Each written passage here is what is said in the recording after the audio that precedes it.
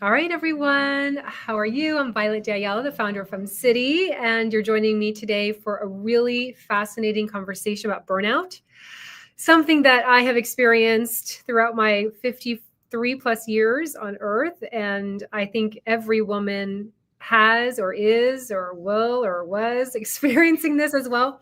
So I asked one of our experts from our founders program, Dr. Melinda Hill. Dr. Melinda Hill has been a part of our founders program for years. And she's always so amazing with the way she shares information and wisdom. And I'm just happy that you are spending time with me today, Dr. Melinda Hill, because, I adore you. And I love all the value that you share. Do you want to share a little bit about your background for those that may not know you? Absolutely. It's my pleasure to be here. I'm Dr. Melinda C. I'm coming to help you just center yourself, gather yourself, and get back into yourself. Right. Um, I have a doctorate in leadership and organizational change, and I'm an ICF certified professional certified coach and a member of the Maxwell leadership team. It's always help leaders come alongside them and help them build their most valuable asset, which is their people. So I'm a people builder. I love what I get to do. Absolutely. Awesome. All right, so let's go ahead and get started. I have some questions I wanted to ask you. I'm just putting in the private chat for us. All right, so let's start with the truth moment. So we're talking Mm, about burnout. How did you know you were experiencing burnout? And the reason why I'm starting with this question is sure.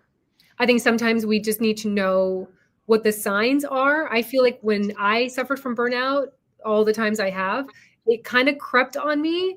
And then I kind of found myself not able to move. I just didn't notice the signs. I just kind of kept rolling with it. And then it led Mm-hmm. to burnout. So I've personally experienced burnout twice that stand out in my life. The first time was I was working at a real estate company many years ago. My stepfather wanted me to take over his business, which was real estate as a developer. And so I was working for someone to get experience. And I had not had a day off in over a year. And I remember a client came in and I couldn't even get off the chair. And that burnout lasted a good year. Like I could not work.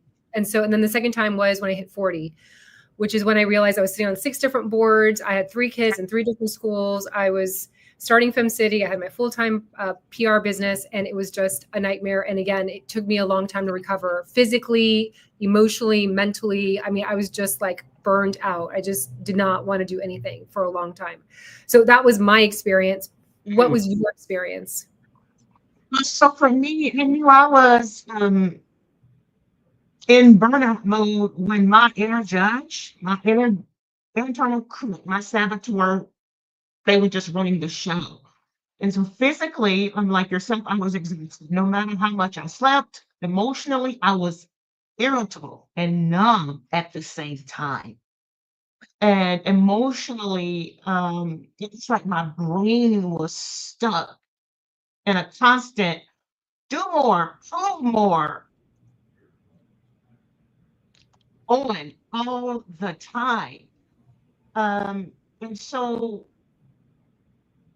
one thing that really helped me was I got in touch with positive positive intelligence, which helped me name those like, saboteur-driven thinking and criticism of myself and other people because I was highly critical.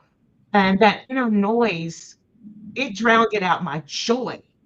Hmm. And then my body started to signal, and I just couldn't keep it up. But the inner noise, that inner chatter, it really wore me down. Yeah, it's interesting. You mentioned numbness. Mhm. And also the critical is almost like were you on edge all the time? You think like you were saying you were critical of other people, and then therefore you were critical about yourself. Did you feel like that was with every aspect of your life? You just got to a point where you were just so intolerant? Yes, just very much always judging situations, circumstances, and myself, yes, but mostly very critical. I can remember when I started my positive intelligence coaching program. Um, I remember we were on vacation in Florida, and my family they were out shopping. But I was really serious about getting in touch and in control of just the inner critic because it wore me down and it made me so negative. And I can remember thinking like, who's been running the show this whole time? Yeah. Just the things I was saying about myself and the things I was saying about my husband.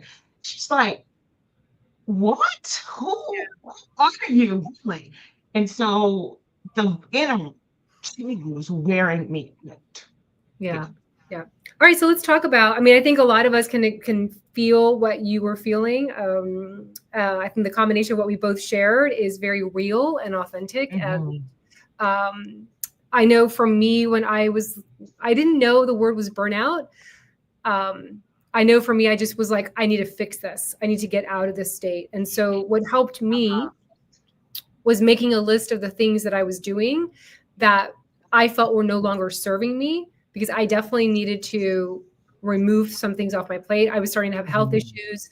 I had high blood pressure. My anxiety was really bad. And my doctor was like, you're going to die. If you don't make some changes, you will die. Mhm. And so I remember being the first exercise activity. The first time I had burnout, I didn't have any tools, any resources. I kind of just Mhm. weathered the storm ignorantly, and I just kind of kept on going.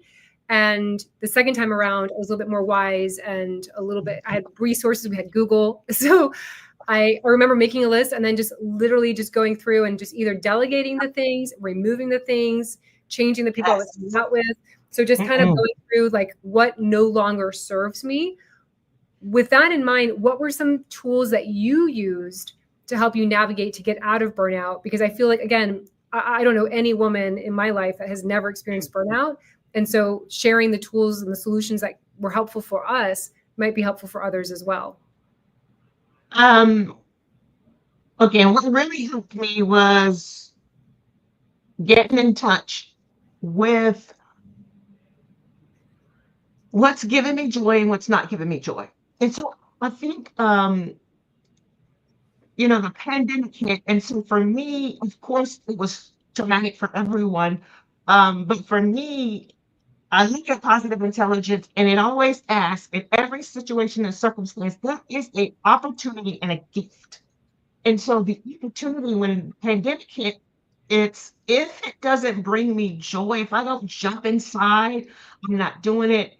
Of course, we weren't really going anywhere, but I wasn't taking any virtual assignments or virtual speaking engagements, any boards or sitting on any committees if it did not make me leap inside.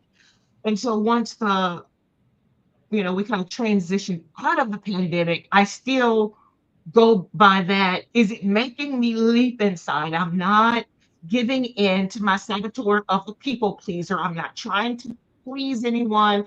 I'm not, listening to that voice that says you're only valuable if you perform and keep everyone happy. I'm not listening to that. I'm listening to my inner stillness and my inner leap. Does it make me leap inside? Yeah.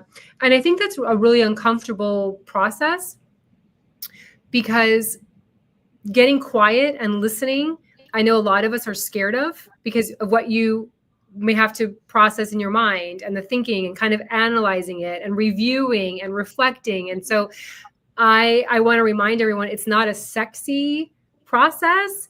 It's not that it's, I mean, it's easy, but it's also not so easy. It takes a lot of courage, I think, to go forward and kind of look to see like what makes me happy and what makes me leap inside. Which Heather, I don't know if you can see that comment. Heather put, I love that advice. It needs to make me leap inside. I love that. Um, were there specific habits or people or mindset shifts that also made that biggest impact for you? The mindset shift was noticing where's my energy? Where am I right now? Am I feeling positive or am I feeling negative or am I feeling neutral? So Yeah. if I'm feeling negative, that means I'm being hijacked. Some negative emotion or some negative saboteur has hijacked that moment. And so I have to realize, okay, I feel down. Yeah. What was I just thinking about that caused me to feel down, and kind of keeping track of where I am emotionally throughout the day, and then how do I bring myself back into alignment with how I want to feel. I want to feel curious. I want to feel joy. I want to feel empathy for others, and I want to feel grace. And so, being very aware, just being very aware of where I am throughout the day, Yeah. checking in with me, Melinda. How are you doing? Yeah. Melinda, where are you today? Where are you right now? And is this story serving you? Do you feel that when you started to kind of maneuver out of burnout, did you feel that you had a shift in who you were, your identity? And did you see any changes with your values?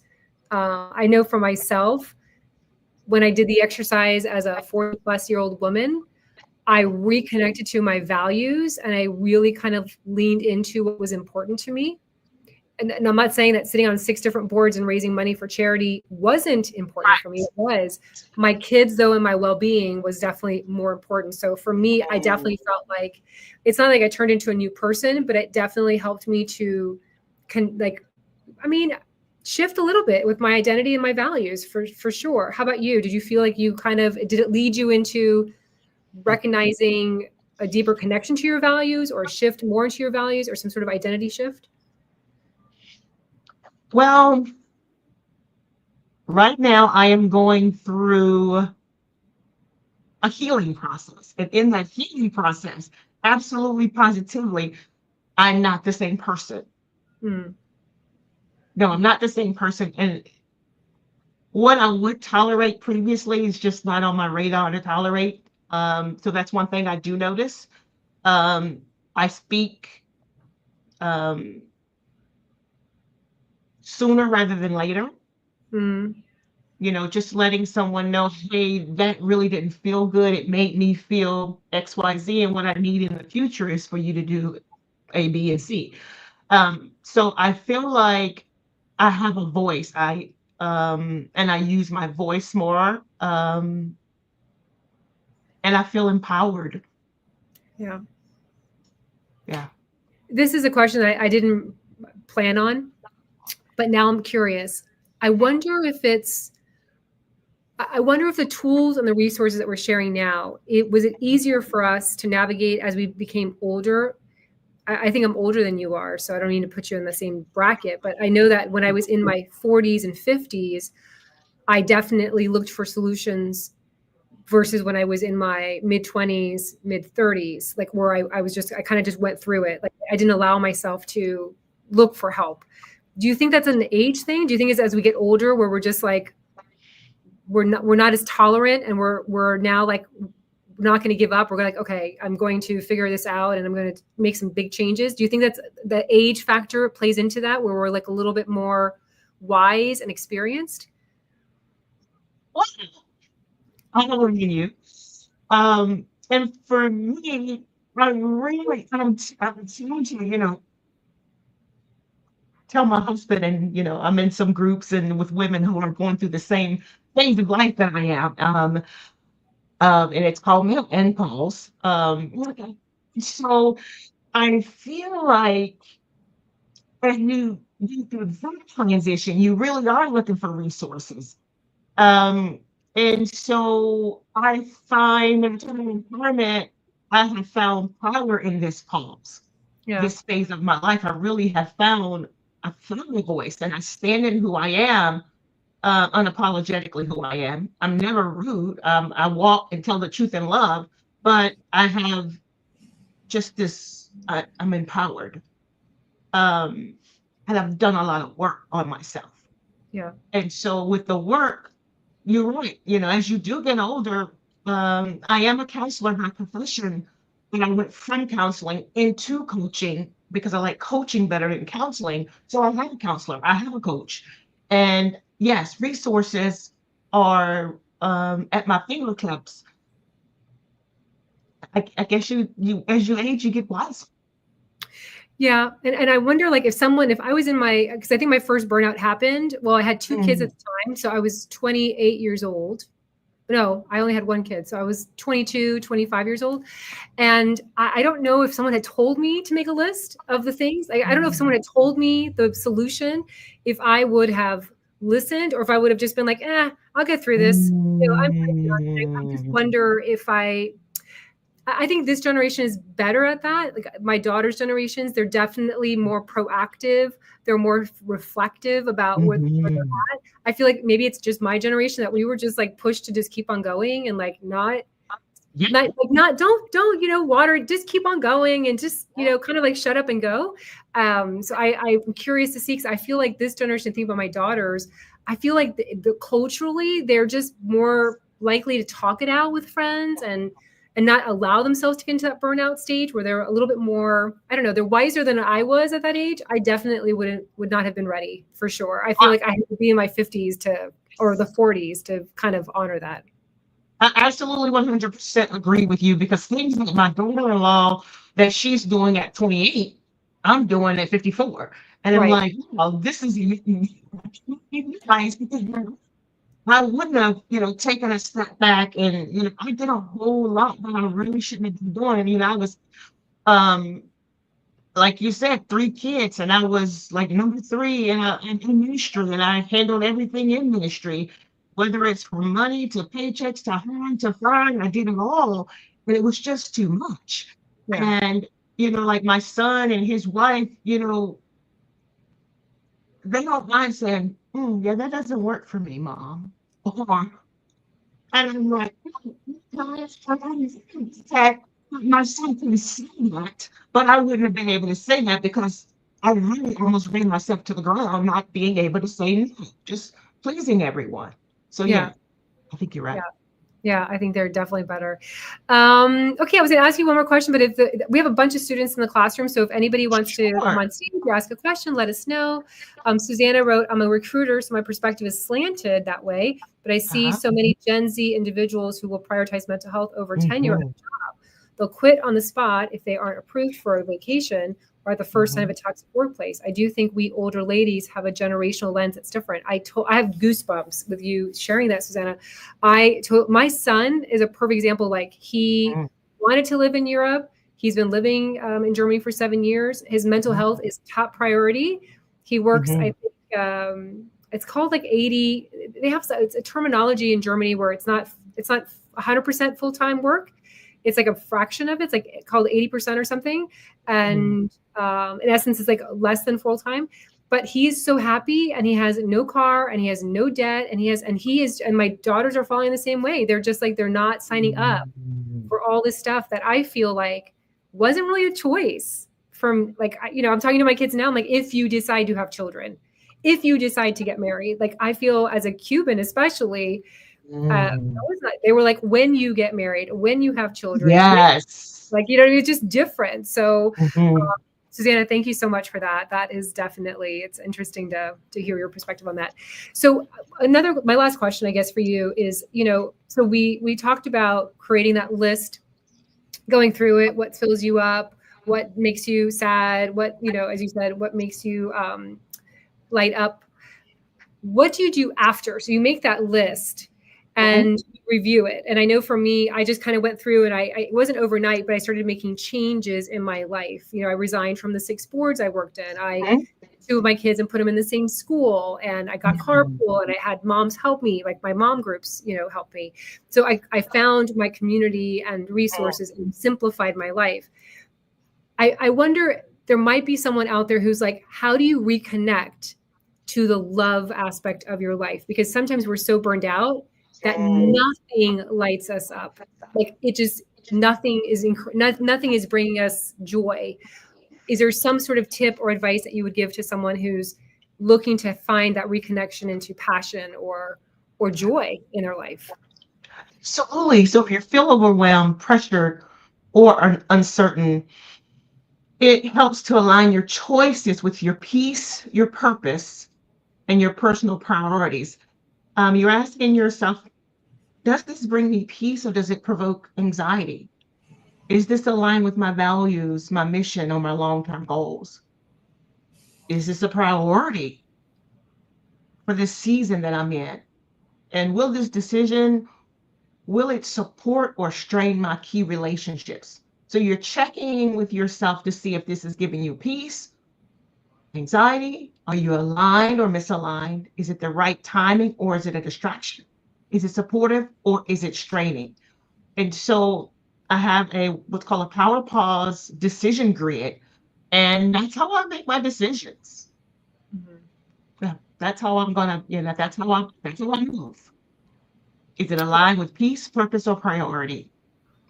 And I know some might be saying, well, I can't get rid of like my in-laws, or I can't get rid of my Oh, job, or you know what I mean? Like, I understand that there are some things that we cannot, just, or I can't get my job. I have like a sure. mortgage or whatever. So I feel like, just to reemphasize, that it's making the small changes in the things that are in your control that Yes. could then help you to navigate the things that are not in your control until they are in your control at a future date.